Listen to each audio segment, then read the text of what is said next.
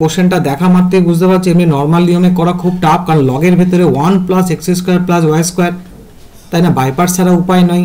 আবার 1 plus X square রয়েছে, কিন্তু এই টার্মটা আমাকে একটুখানি হিন্টস দিচ্ছে না যে আমি ভেরিয়েবল চেঞ্জ করে এগোতে পারি X square plus Y square.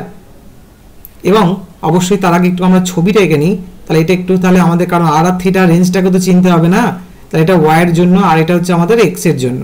তাহলে আমরা এখানে কি কি দেখতে পাচ্ছি, X equal to 0, X equal to A, Y equal to 0 আর Y equal to root over square minus X square. এবং পরিষ্কার দেখতে পাচ্ছি এটা একটা সার্কেলকে রিপ্রেজেন্ট করছে এবং এটা ফার্স্ট কোয়াড্রেন্টের ব্রাঞ্চটা নেওয়া হয়েছে। তাহলে ব্যাপারটা ছবিটা কি হচ্ছে, ডেফিনেটলি তুমি একটু ভালো করেই বুঝতে পারছো এইটাই হচ্ছে অ্যাকচুয়ালি আমাদের রিজিয়ানটা ছিল এই ডবল ইন্টিগ্রেশনের। কেন দেখো, মিলিয়ে দেখো, এই যে আমরা দেখতে পাচ্ছি যে এক্স ইকুয়াল টু 0 মানে ওয়াই অক্ষ, ওয়াই ইকুয়াল টু 0 আর রেডিয়াস এ, এই যে আমাদের এই এক্স ইকুয়াল টু এ, আর এইটা হচ্ছে আমাদের সার্কেলের ব্রাঞ্চটা। তাহলে এখানে বলো থিটাটা চেঞ্জ হচ্ছে কি, পরিষ্কার বোঝা যাচ্ছে থিটাটা 0 থেকে আমাদের থিটাটা π/2 হয়েছে। এবার আরটাকে চিনতে হবে, এবং আরটা তো মিনিমাম ভ্যালু তো এখান থেকে বুঝতে পারছো 0। আর এটা কি দেখতে পাচ্ছ, এই যে ইকুয়েশন পেয়েছি, এই ইকুয়েশনটা আমাকে অ্যাকচুয়ালি হেল্প করবে আর এর আপার লিমিটটা বোঝার জন্য। এবার আমরা কি ট্রান্সফরমেশন করছি, আমরা ট্রান্সফরমেশন করছি x ইকুয়াল টু এই আর কস থিটা আর y ইকুয়াল টু হচ্ছে আমাদের আর সাইন থিটা।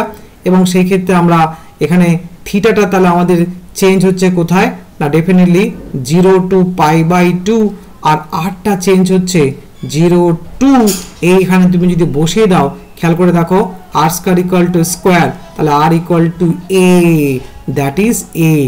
বোঝা গেল? এইভাবে কিন্তু এরকম সমীকরণ পেলে, এখানে যেমন আগের একটা অঙ্ক ছিল x ইকুয়াল টু 1, সেখানে পেয়েছিলাম r equal to sec theta. এইভাবে কিন্তু আমরা অ্যাকচুয়ালি এগুলোকে ক্যাপচার করি।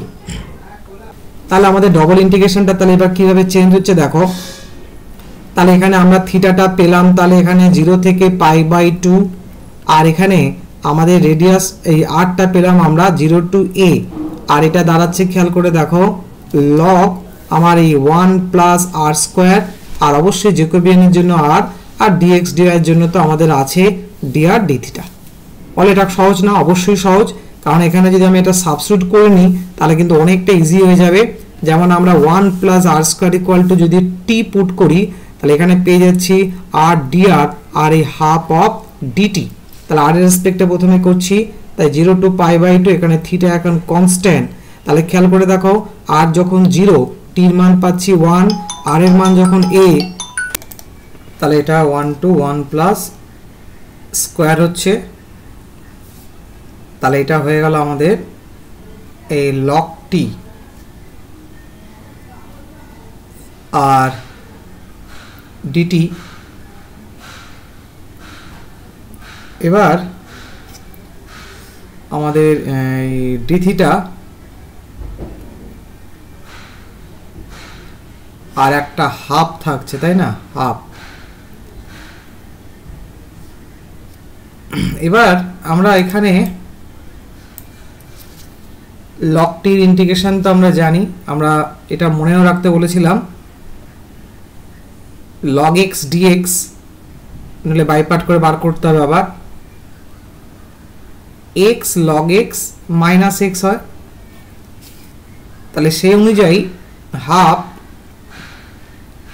0 টু π/2 রইল। তাহলে লগটির জন্য আমরা পাচ্ছি t log t আর মাইনাস টি, আর 1 plus square d theta half 0 to π/2। তো দেখো এখানে যদি আমরা আপার লিমিটটা বসাই, তাহলে 1 plus square log 1 plus square minus log 1 তো 0, আর সরি এটা এখনো বাকি আছে 1 প্লাস স্কোয়ার, এটা হচ্ছে আপার লিমিটের জন্য, আর লোয়ার লিমিটের কারণে এখানে এটা প্লাস 1 হয়ে যাবে এই ডি থিটা। এরপর পুরোটাই দেখতে পাচ্ছ থিটা ইন্ডিপেন্ডেন্ট, তো সুতরাং আমি এটা এখন করে নিতে পারি, তারপর সিম্পলিফাই করলে চলে আসা উচিত। তাহলে হাফ, তাহলে ডি থিটার জন্য তো আমাদের থিটা, তার মানে π/2 পাচ্ছি এখানে। আর এই পার্টটা দেখো কি আসছে এখানে, এখান থেকে আমাদের +1 আর -1টা কাটতে পারছি, তাহলে 1 plus square log 1 plus square আর এই মাইনাস স্কোয়ার। আর এটা আমরা তাহলে আলটিমেটলি দেখতে পাচ্ছি π/4 1 plus square into log 1 plus square minus square. তো দেখো এরকম টাইপের রেজাল্ট অপশন সি, তাই তো, মাইনাস স্কোয়ার, হ্যাঁ দেখতে পাচ্ছি অপশন সি অ্যান্সার।